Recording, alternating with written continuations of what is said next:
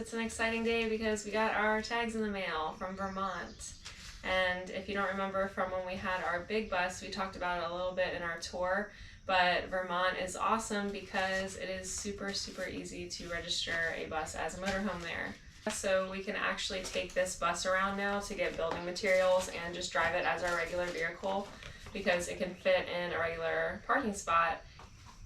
There he is. Boy, he's got a stick. Oh, he brought a stick in the bus. Wow. Oh, I'm back. He went right through.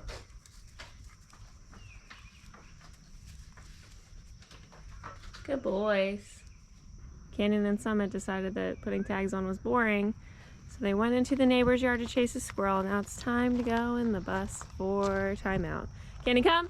Summit's still MIA. Come on. Candy, come. Candy, come. Good boy. Thank you. Take a little timeout. Good boy, you're going to the bus. You don't go in neighbors' yards.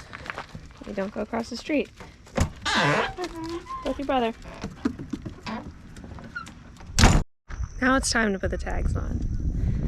Now that the dogs are done being naughty.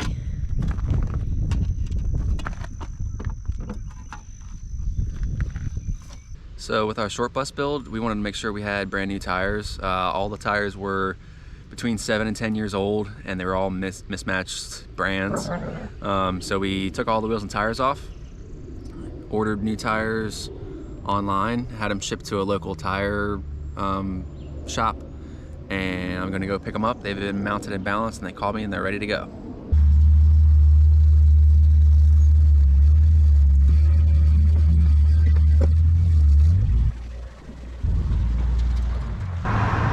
Just picking up the tires.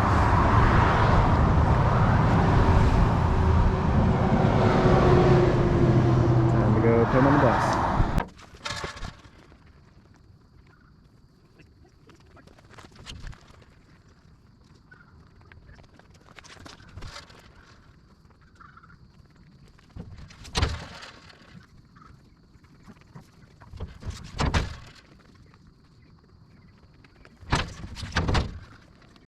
Okay, timeout's over. Did you think about what you did? Are you gonna do that again? I hope not. I hope not. You coming to help? Come here. You coming to help me? Thank you. Oh, thank you for the kisses. That's nice. Thank you, boys.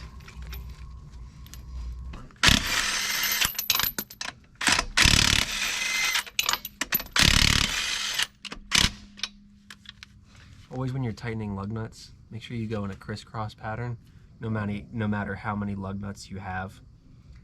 Makes it so it tightens on centered.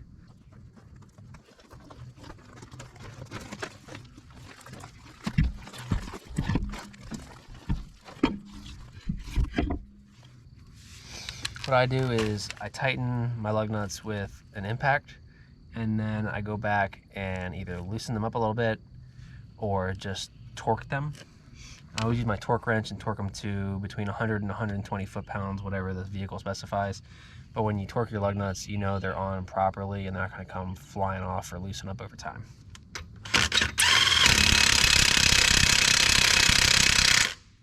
The bus is back on its own wheels and tires again for now. And we're gonna head over to a shop that we luckily get to use so we can be a little cooler because it's supposed to be up to 100 today. And Hunter's going to change out all the brake pads. All the brake pads and the rotors and the ABS sensors in the front. So a bunch of stuff.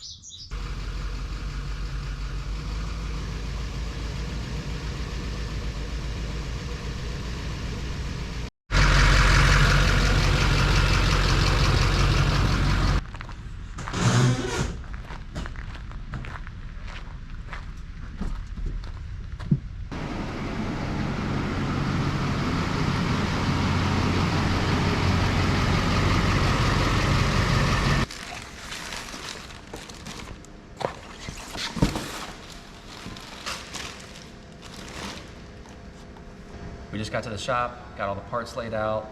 Gonna try to install all of them today. Hopefully we can make it all work. Hunter's about to put the wheel and tire back on. And this is our test run for the next one on the other side. I'll film it in real time so And we'll explain it. Yes, so he can explain what he's doing. Jack that bus for me. Jack that bus for me. Come on now, jack that bus for me. Jack that bus for me. First step, jack the bus up, get the tire off the ground. If you're using an impact, you can usually spin the lug nuts off even if the tire is able to spin. If not, you might have to have the tire touching the ground to break all the lug nuts free first, and then lift the tire up off the ground. But basically you take apart the brakes with the slide pins and the caliper bracket. I like to do both just so that I can put it all back together and know that none of it's seized up.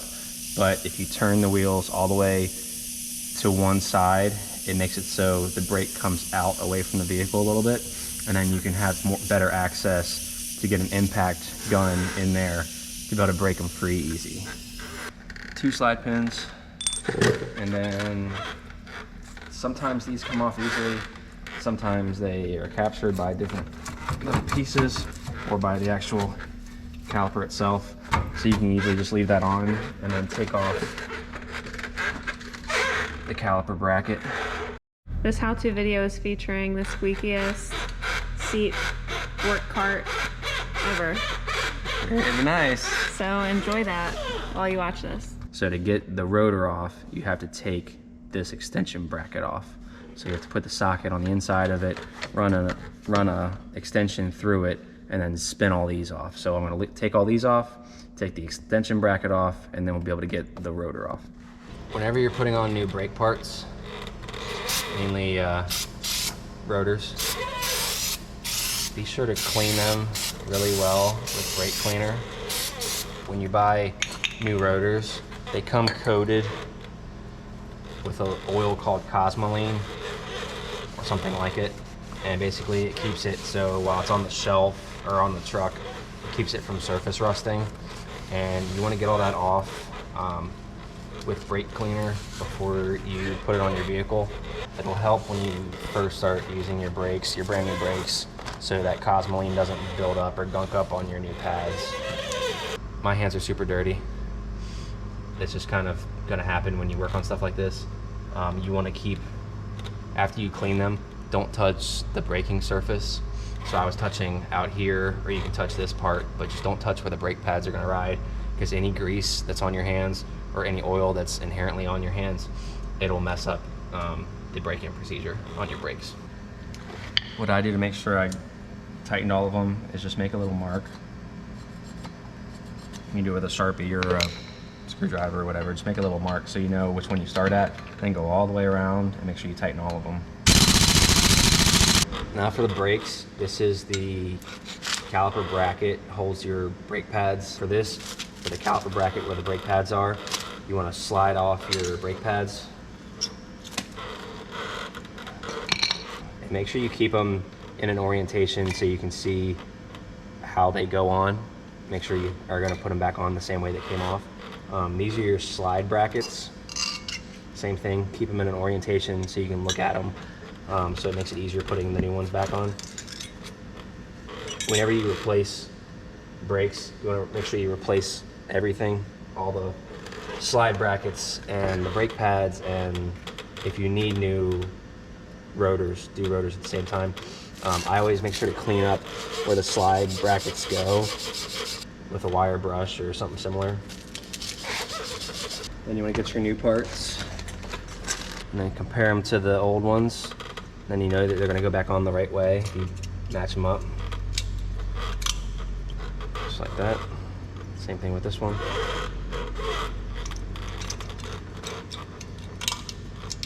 Make sure whenever you're rebuilding brakes that you use some type of lubricant. This is where your brake pads slide back and forth as they are used, and then when you let off of them. If you don't lubricate these with some type of lubricant like this, they'll end up getting rusty, and then your brake pads will stick. And when you have sticky brake pads, basically you'll hit the brakes to try to slow down, then your brakes will be applied, And then when you let off the brakes to start going again, your brakes will hang up and your brakes will stay semi-applied. And this causes the brakes to heat up, your fuel mileage to drop, and basically your brakes will wear very fast because it's basically like you're riding around with your brakes on all the time. So make sure you do this when you redo your brakes.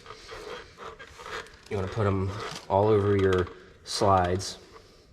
Make sure you don't get any on the braking pad surface. You want to keep that super clean. Put it on the back of the pad itself, and also on the slide pins that go in when you reassemble it, right here. Your caliper ready to go back on. Last step is to put the slide pins back in. Make sure you clean them off really, really well, and then lubricate them the best out of anything. So make sure you get the whole thing totally covered. This is what the whole thing will slide back and forth on as you use your brakes. Put the slide pins back in, tighten them up, torque them to spec, and then after that I just need to hook up this ABS sensor, and then the tire and wheel goes back on. And we're done with the front. So we found abandoned baby kittens in the barn while we were working at the shop, and the boys have never seen kittens before. They're doing really well. Canyon's actually been cleaning them up, licking their faces, and Summit's a little too excited, so we've been keeping him at a distance. But Canyon is full on in mommy mode right now, being really sweet to them. Good boy, Canyon. Good boy, Canyon.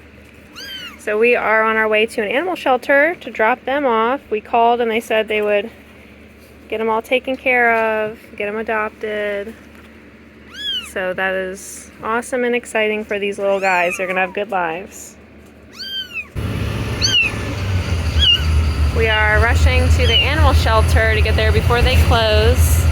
We've got 15 minutes to spare, and we definitely don't want to be taking care of these kittens overnight. So hopefully we make it there on time. Actually, I don't think Canyon would mind if we didn't make it there on time, because he seems to really enjoy cleaning these babies up. It's pretty cute.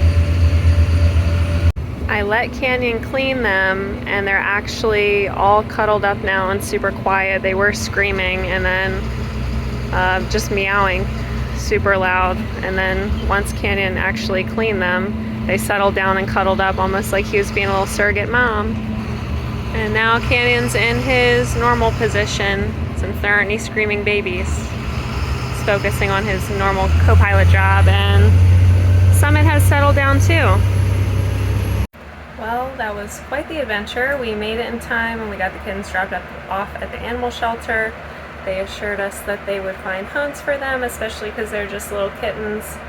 And we only got the 2 front brakes done, and we will have to save the back for another day because the kittens took priority. So we'll see you guys then when we finish the job.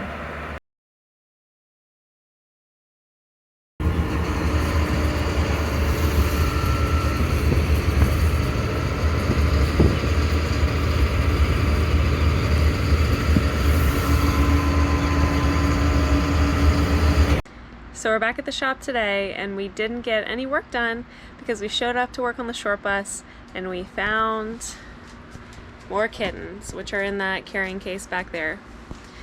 And so the first thing we did was throw them in a box, take them to the animal shelter, and even though Google said the animal shelter was opened, it was actually closed. So that means that we, as in Hunter, I, and these doggies right here, are having a sleepover with some kittens tonight, and we'll drop them off tomorrow morning.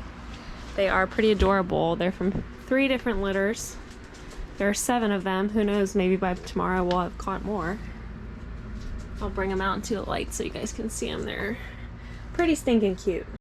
I wish I had put the head mount on while we were capturing these kittens. It would have been pretty entertaining footage with us trying to wrangle them and them running all over the barn. But we were too focused on getting the job done, so I did not do that. There's the biggest guy out of them all. This big stripy guy. He's pretty adorable. A lot of the other ones are pretty tiny. Clean him up. Good boy, Canyon, cleaning him up. Good boy. You are so sweet, Canyon. This time we found 7 kittens. And so this morning I'm bringing them down to the shelter so they can find new homes. Be free.